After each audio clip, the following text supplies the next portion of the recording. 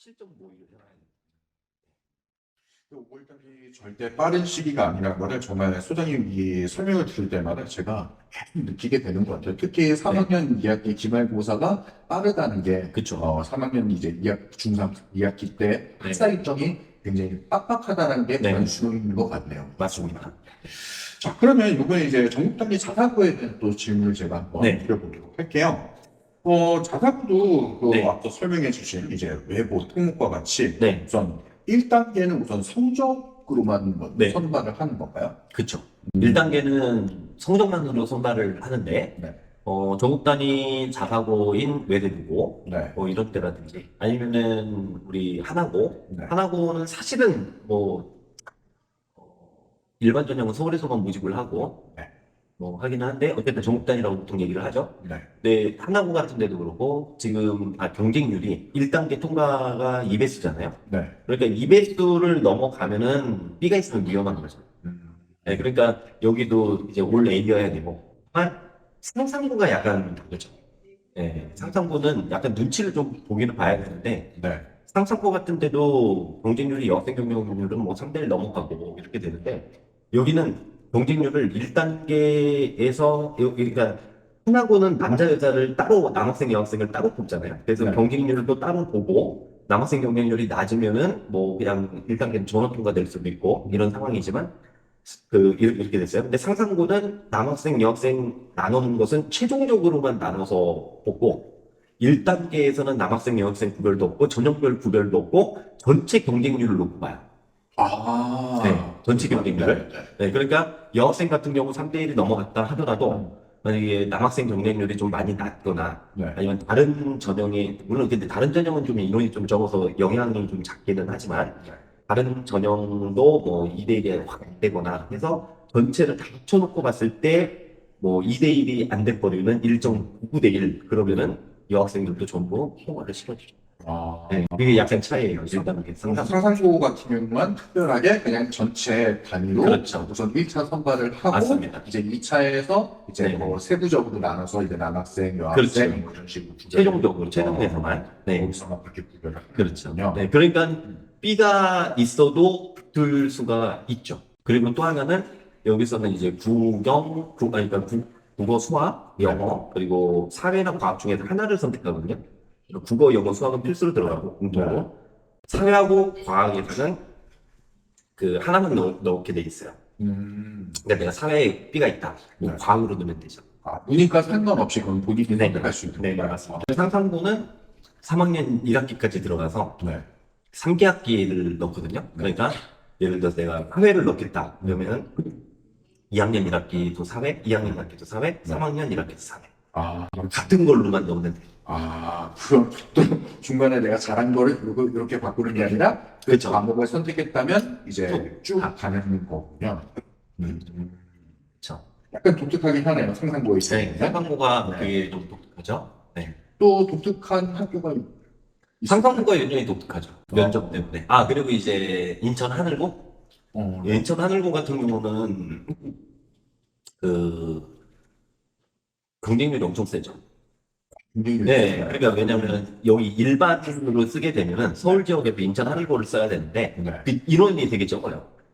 그래서 그 경쟁률이 되게 이제 네. 높게 나오는 경우가 있죠. 어. 그렇게도 있고, 근데 이제 아까 상상고 같은 경우에 지금 작년 같은 경우는 통합 경쟁률이 2.22대 1인가 그랬어요. 네.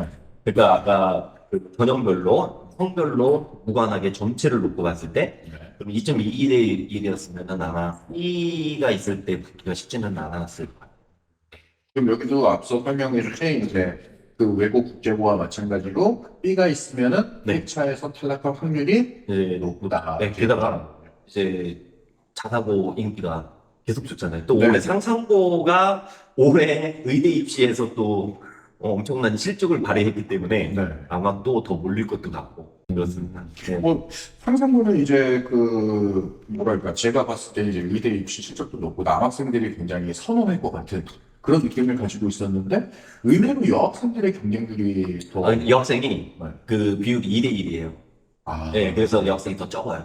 그래서 그렇군요. 네. 비율이 낮기 때문에 경쟁률이 올라가는 네. 그런 경우가 될 수가 있겠네요. 그렇죠. 네. 자, 그러면 여기서도 이제 우선 1차 성적으로 뽑고 2차 이제 자소서, 면접 이렇게 넘어갈 텐데, 네. 자소서 쓰는 방법은 앞서 얘기한 이제 외고 특목과 비슷하게 생각하면 될까요? 그렇죠. 상당히 비슷하죠. 상당히 비슷한데, 네. 근데 이게 전국 단위 자사고잖아요. 그래서 네. 전국 단위 자사고들의 조금씩 다른 측면들이 좀 있죠. 그러니까 이제 네. 외대부고하고 하나고는 그 묻는 문항이 완전히 똑같고, 근데 상상고는 지원 동기가 없어요. 지원 동기, 학교에 활동 계획, 진로 계획이라고 하는. 그러니까 우리가 네가 자기주도 학습을 공부한 경험을 써라. 이게 첫 번째 보통 문항이고, 그다음에 네가 우리 학교에 지원한 이유, 뭐 광활기념이나 이런 거 관련지어서 써라. 그리고 네가 여기 우리 학교에 입학한 후에 어떻게 되게 활동할 거지, 활동 계획. 그다음에 이제 진로는 어떻게 할 것인지 그거에 대해서 써라. 그다음에 인성에 대해서 이렇게 돼 있는데, 네. 상상고는 자기주도 학습이 그냥 별도로 이렇게 천자. 그리고 이제 그 500자 인형. 네. 네, 이렇게만 돼 있어요. 그리고 독특한 게 거기에 책을 300자 이내로 3권을 쓰게 돼 있어요. 그럼 그러니까 300자, 300자, 300자. 100권? 아니, 300, 300, 300. 300, 300, 네. 300이고요. 네, 네. 그렇죠. 이건 예전에 서울대 자소서가 네. 독서를 500자짜리 3개를 썼거든요. 네. 그리고 저기 했을 때는 시간이 지나서 이제 400자로 줄기는 했었지만, 네. 그걸 좀 흉내낸 듯한 느낌? 서울대 입시를 흉내낸다. 근데 이제 상상고가 거기가 보면은 그 고전을 되게 중시하고 뭐 학교에서도 고전 많이 읽히는 걸로 알고 있거든요. 네. 그래서 독서를 많이 하는 것이 이제 거기가 되게 중요한 학교. 네. 그래서 이제 다른 학교, 그러니까 서류 평가가 따로 있지는 않지만 어쨌든 독서 부분은 좀 챙겨 좋지 않을까. 라는 생각이 들고. 경우에는 독서가 네. 고전을 중시하는 경향이 있기 때문에 독서를 챙겨야 네. 하는데, 그럼 고전이라 하면 뭐 어떤 종류의 그러니까 문학 작품 같으면 문학 고전도 있을 수 있고요. 네. 그러니까 뭐 우리 애들 학생들 많이 읽는 것들 있잖아요. 예를 들어서 조지 오웰, 뭐 일곱팔사, 동물농장, 그 멋진 신세계 이런 것뿐만 아니라 뭐 이제 그 과학과 관련된 고전도 좀 읽을 수 있죠. 그죠? 그러니까 우리가 과학 고전을 직접 읽기는 쉽지는 않을 거고, 그래서 네. 과학 고전 선집 이런 것도 있지만, 이제 과학에 대해서 관심이 있는 친구들은 예를 들어서 뭐 갈릴레오 대화 같은 것들도 한번 읽어볼 수도 있을 것이고, 그런 것도 있고, 뭐 이제 실제로 우리가 보통 고전하면 또 떠올리는 것 중에 하나가 동양 고전, 논어 뭐 이런 것도 있잖아요. 그런 거 읽어보면은 사실 읽어보면 근데 자소서에 쓸 수 있는 무슨 그 주제들도 되게 많아요. 네, 근데 이제 그런 것도 해볼 수도 있고 등등. 일단 책은 우리 그런 것들 고전이든 뭐든 일단은 많이 읽는 게 좋은 것 같아요. 제 머릿속에 나온 고전, 네. 뭐 대표적인 고전이라면 저는 뭐 관동배고 뭐 이런 걸 생각했는데, 요 정도까지는 안 가더라도 그렇죠. 그건 이제 네. 교과 작품이죠. 네. 교과 작품. 국가에 접근한 고전으로 저는 생각했는데, 그런 게 아니라 일반 뭐 문학이라든지 과학 그렇죠. 등의 그런 고전 작품들에 이제 300자 그렇죠. 그 글을 쓰는 게 그렇죠. 한국의 특징이군요. 자, 그럼 여기도 우선 1차 그 전형에서 네. 뽑고 성적으로 뽑고 2차는 이제 자소서, 네. 상상고의 경우에는 이제 고전이 들어가는 게 특징이라고 했는데, 네. 자소서 준비 방법은 여기도 뭐 크게 외고나 국제고, 여기서는 뭐 크게 어긋나는 방법은 없는 것 같은데, 그렇죠. 네. 아무래도 외국 국제고는 이제 네. 문과 학생들이 네. 많이 지원을 하는 네. 그런 경향이 보이는데, 전국 단위 자격으로 이제 자연계를 목표로 그렇죠. 한 학생들이 또 지원하는 경향이 높은 걸로 알고 있거든요. 그렇죠. 그러면 자소서를 쓸 때 외국 국제고와 다른 네. 차이점이 있다라면 어떤 게 있을까요? 그게 이제 과목 선택입니다. 그러니까 아까 자기주도 학습에서 쓰게 되는 과목의 선택이 네. 달라지죠. 그러니까 이제 외국 국제부는 네. 예를 들어서 우리가 아까 뭐 레미제라블 같은 문학이 들어간다고 말이에요. 네. 그죠? 아까 뭐 장미 이름도 읽고 언어도 읽듯이 그 문학 들어가거나 그런 게 많죠. 아니면은 역사를 가지고 쓰는 경우도 꽤 많이 있어요. 그러니까 이게 우리가 소위 사탐이거나 문학 이런 거죠. 네. 국문학이든 영문학이든 불문학이든 뭐 이렇게 되는데 물론 외고 국제고를 쓰는 친구들도 이제 한 꼭지 정도는 그렇게 쓸 수도 있기는 한데 꼭 자기 진로랑 맞춰야 되는 건 아니니까. 근데 이제 900자 정도의 자기주도 학습 내용을 쓴다라고 본다면은 거기서도 국꼭지 아니면 세 꼭지의 주제를 갖고 쓴단 말이에요. 그러면 그 중에서 한 꼭지는 저는 보통 자연계 친구들이니까 수학을 꼭 써라. 네, 왜냐면은 우리가 애들이 오래 있잖아요. 네. 국어, 수학, 영어, 과학, 사회 이 교과분들이 다 올해 A라고 한다면 그러면은 근데 그 A가 보통 한 30%가량 안팎으로 받는단 말이에요. 그 아이의 학업 능력을 사실은 알 수가 없죠. 그렇죠. 네, 그 학업 능력을 알 수 있는 제일 좋은 방법은 수학이죠. 네, 근데 이제 수학에 단순한 수학의 선행을 갖고 쓰는 게 아니라 이제 수학적인 어떤 호기심을 갖고 수학적인 사고력을 키우는 과정 이런 것들을 가지고 쓰는 게 좋죠. 네, 그래서 이제 그런 것들이 중심이 돼야 되는 거고 단순히 이제 뭐 내가 미적분 공부했다라고 하면서 쓰는 것은 그런 것은 절대로 바람직하지 않죠. 그러니까 학교 활동과 이 학교에서의 학습 그리고 학교에서의 활동과 연계시켜 갖고서 깊이 있게 지적 호기심을 팍 내려갔던 과정. 네, 그런 것들을 쓰게 되는 거죠.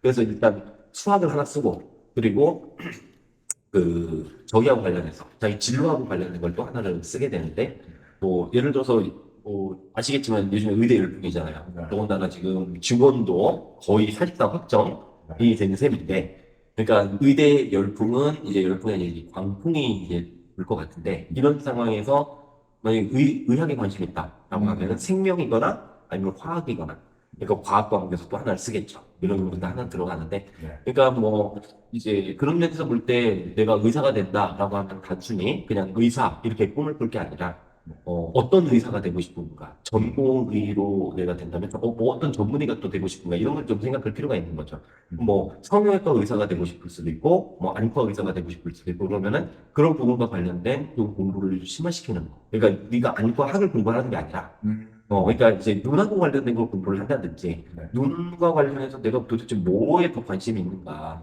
이런 거에 대해서 공부를 해보는 거죠. 그러면은, 저기가 될 수 있는데, 뭔가 깊이 있는 내용을 만들 수 있죠. 예를 들면, 이것도 예를 드는 게 제일 쉬울 것 같아요. 예를 들어서, 우리 어떤 재생과 관련된 거. 그러니까, 예를 들어서 우리가 간이 재생이 잘 되기도 하지만, 사실은 우리 피부도 이 재생이 되는 거잖아요. 상처 입었을 때. 네. 그죠? 근데 이런 거 뭐 실험을 하려고 여기다 칼을 들 수는 없잖아요. 네. 그죠? 그래서 하는 것 중에 요즘 애들은 잘 모르더라고요. 저희가 이제 어릴 때는 뭐가 있었냐면 플라나리아. 들어보셨어요? 기억나세요? 플라나리아라고 이렇게 다이아몬드처럼 생겨서 꼬리가 이렇게 길쭉하게 생긴 이런 동물인데 얘가 재생력이 엄청나게 좋은 것 같아요. 제 기억으로 초등학교 때 배웠던 것 같은데 네. 그 얘를 이렇게 자르면은 뒤가 재생이 돼요. 어. 근데 이 플라나리아를 저는 이제 제가 좋은 공교육을 받았나? 요즘 애들은 어쨌든 안 배워요. 근데 이런 걸 플라나리아를 가지고 이제 실험을 해볼 수가 있죠. 네, 그래서 이제 재생과 관련된 자기 주도적으로 뭘 한다라는 거. 네. 근데 제가 여기서 말했으니까 안 쓰는 게 좋을 수도 있어요. 네, 근데 네. 문제는 뭐냐면 실험만 하고 끝나는 건 좀 깊이가 얕아요. 그러면 이게 도대체 어떤 메커니즘에 의해서 재생이 이루어지는지를 공부를 할 필요가 있는 거죠. 그게 심한 탐구라는 과정이라고. 그렇죠. 그렇죠. 그냥 그러니까 학교 동아리, 과학 탐구 동아리가 있어요. 예를 들어서 이런 플라나리아를 우리가 저기 뭐 실험을 해봤다. 근데 실험한 게 하고서 끝나는 게 아니라 도대체 얘는 어떻길래 이게 재생이 될까라고 하면 찾아보면은 깊이 있는 글들을 읽을 수밖에 없어요. 음. 다 소화가 안 될 수도 있어요. 네. 근데 이해가 되는 데까지 음. 공부를 하는 거죠. 자기가 할 수 있는 그 이해 한도까지는 그렇죠. 그래도 심화 탐구하려는 모습을 자소서에 했던 모습을 자소서에 넣는 그렇죠. 게 네. 효과적이다. 네. 그냥 단순히 이거를 했다가 아니라 이걸 했는데 네. 여기서 왜 이렇게 됐는지를 알기 위해서 내가 이런 과정을 좀 더 살펴봤다. 그렇죠. 그러니까 우리가 실험만 있으면 우리가 실험도 되게 중요한 거잖아요. 과학에서는 그게 경험과학이니까. 근데 실험뿐만이 아니라 문제는 뭐냐면은 그런 실험을 했을 때 그 실험과 관련된 이론적인 배경이 필요한 거죠. 어. 네, 그러니까 그게 이론 학습이잖아요. 네. 그러니까 그 이론에 대한 학습까지도 다 이제 갖추어져야지 사실 공부가 완결되는 셈인 거죠. 네. 그렇군요. 그리고 하면 좀 제가 좀 질문 드리고 싶은 게 네. 그 외대 부분은 네. 리더십으로서의 인성이라는 부분이 있는데 아, 네. 그러면 이 인성에서 뭔가 좀 자기를 어필하기 위해서는 중학교 때 네. 학급 임원에 했던 그런 경험이 중요한 요소가 되는 건가요? 될 수도 있고 안 될 수도 있고요. 그러니까 네. 우리가 사실 보면은 중학교 때 임원이라고 해도 보통 반장이나 회장을 하면서 회장을 했다고 쳐도 회장을 하면서 뭔가 대단한 걸 하지 않았을 수가 있어요. 네. 그러니까 그냥 학교에서 심부름, 선생님 심부름만 하고 네, 네. 끝났다라고 하면은 이런 경우는 뭐 회장을 했어도 사실은 아무런 어떤 매력이 없는 거죠. 그죠? 그러니까 거기서 이제 외대 부분은 그렇게 이야기를 해요. 그 설명회 영상이 여전히 그 올라가 있을 텐데 유튜브에. 네. 저는 일단 외대 부분 쓰는 친구들은 꼭 그 영상을 보기를 바랍니다. 왜냐하면 예를 들어서 그 인성 잠깐 말씀드리기 전에 네. 제가 지금 좀 전에 이제 자기 주덕수하고 관련된 부분 말씀드렸잖아요.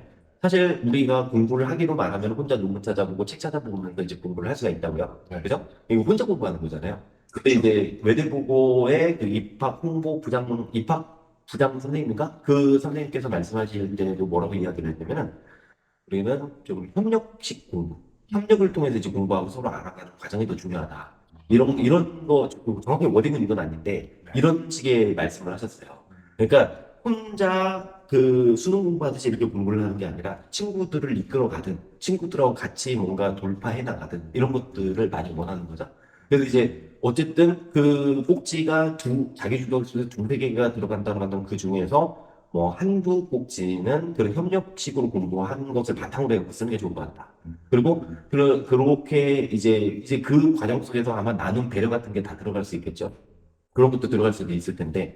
근데 여기에서 인성과 관련해서는 이제 리더십으로서의 인성을 보면 나간다라고 하는 거죠. 그러니까 제가 아까 이제 나눔 배려라고 이제 얘기한 게 우리가 친구가 뭐 아파서 도와준다거나 요즘 예를 들어서 중학교에 보면은 그 장애 친구들도 있단 말이에요. 그래서 도우미 활동을 하는 친구들도 있고 이렇게 도와주는 것도 좋은 일이죠.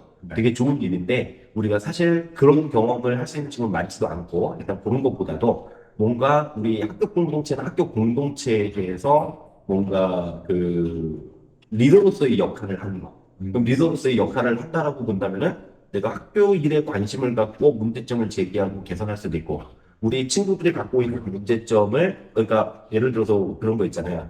그 우회반. 우리 어릴 때는 선도반이라고 선도부라고 그랬었는데 요즘 애들은 이제 그 우회반이란 말이에요. 그 우회반에서 뭐 얘들 규칙 어기는 거 잡고 막 이렇게 하는데 근데 그것도 가만히 보면은 규칙이 또 어겨지는 규칙. 그러니까 뭐냐면 자주 위반하는 규칙이 또 따로 있단 말이에요. 네. 그러면 이제 그 자주 위반하는 규칙을 놓고 봤을 때 이게 규칙이 잘못된 건가? 라고 생각을 할 수도 있잖아요.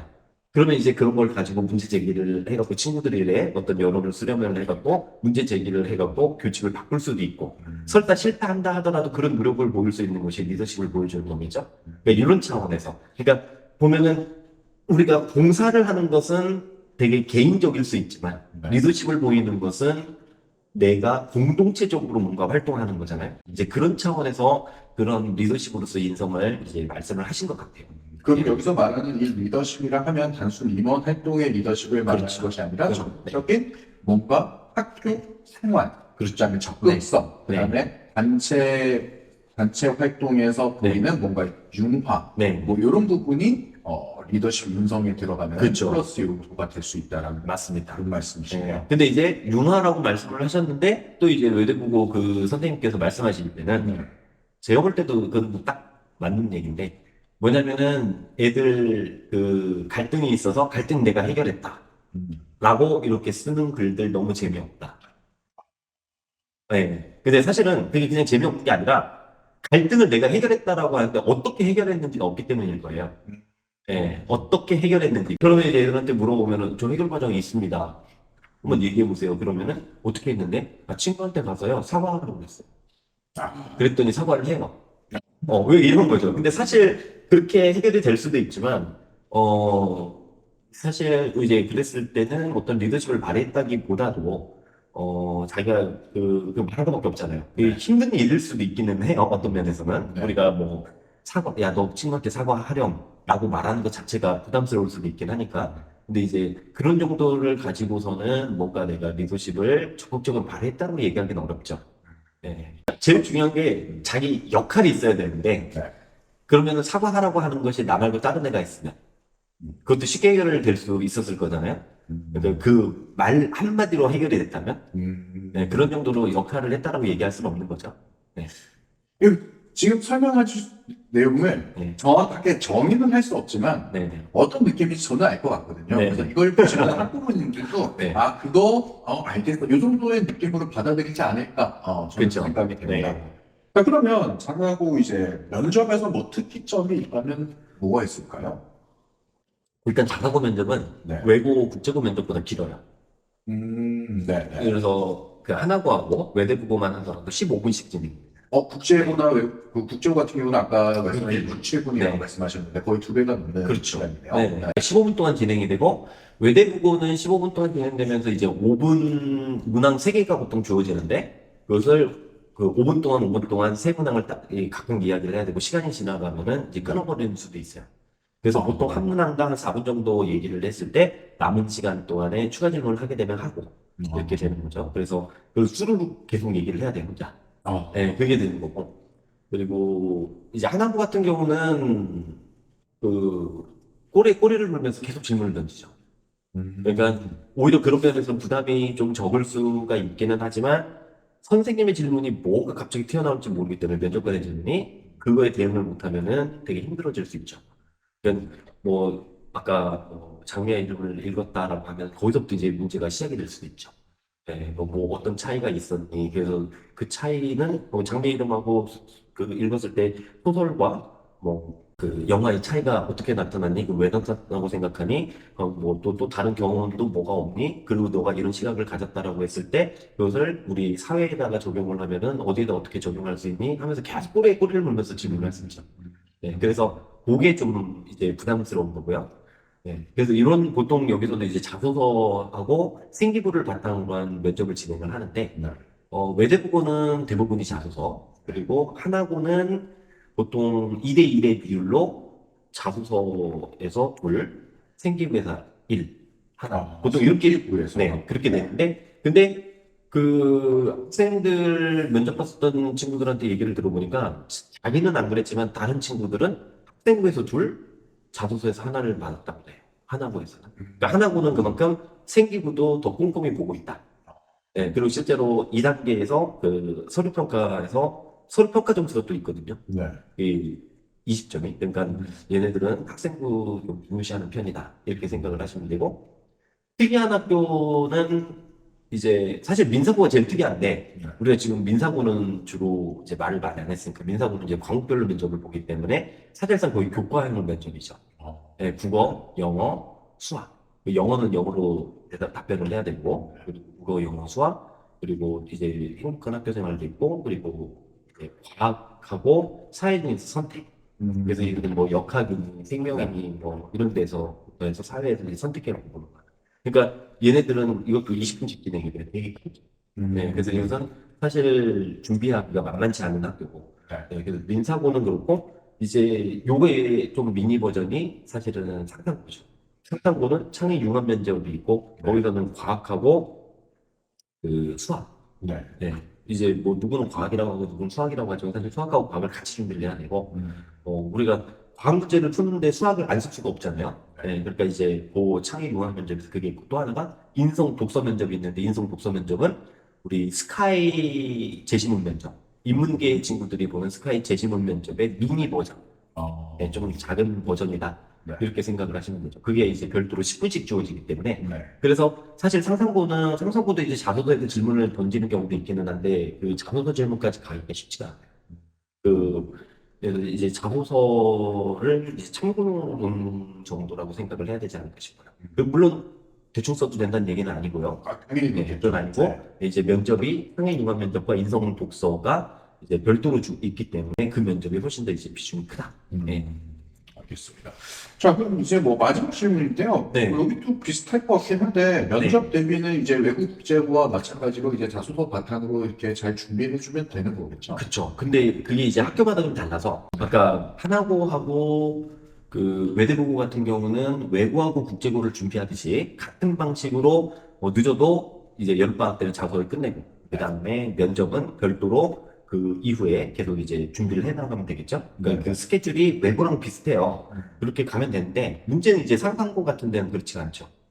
상상고는 창의 융합 면접하고 인성 독서 면접이 별도로 있잖아요. 네. 근데 그 면접이 하루 이틀 사이에 될 수 있는 게 아니기 때문에 그것은 장기간 연습이 필요해요. 그러니까 그 창의 융합 면접 같은 경우는 사고력 수학이 오히려 도움이 될 수 있고, 근데 그 사고력 수학을 한 달 공부했다고 해갖고 커버를 할 수 있는 게 아니잖아요. 수학적인 사고 능력, 과학적인 사고 능력이 뛰어날 때만 할 수 있는 거기 때문에 그것은 뭐 제가 생각할 때 그래서 저희 학원에서도 이제 여름방학 때부터는 그 10주 이상 수업을 열어요.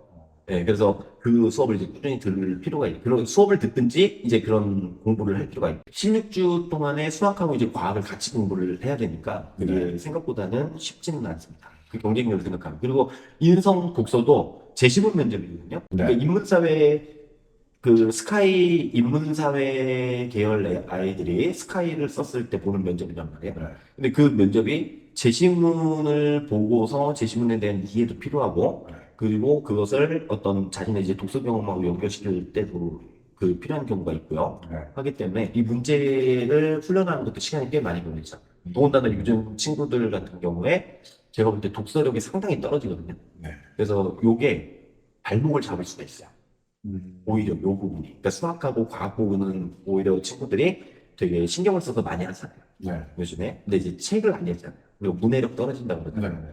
예, 그래서 이제 그런 특징들 때문에, 오히려 인성 독서가 약할 수가 있어서 이것도 준비를 꽤 많이 해야 됩니다. 그래서 아까 하나고, 다시 정리하자면 이제 하나고하고 외대부고 같은 데는 이제 여름방학 때부터 외고하고 비슷하게 자소서 쓰고, 그 다음에 면접 들어가고 면접 그 다음 준비하고 그 다음에 기말고사 끝나고 나서 바로 이제 면접에 몰입을 해갖고 끝내면 되는데 상당부는 자소서를 준비하는 여름방학 때부터 이제 여름방학 때 수학과학을 계속 같이 공부를 하면서 인성독서까지 공부를 해야 된다.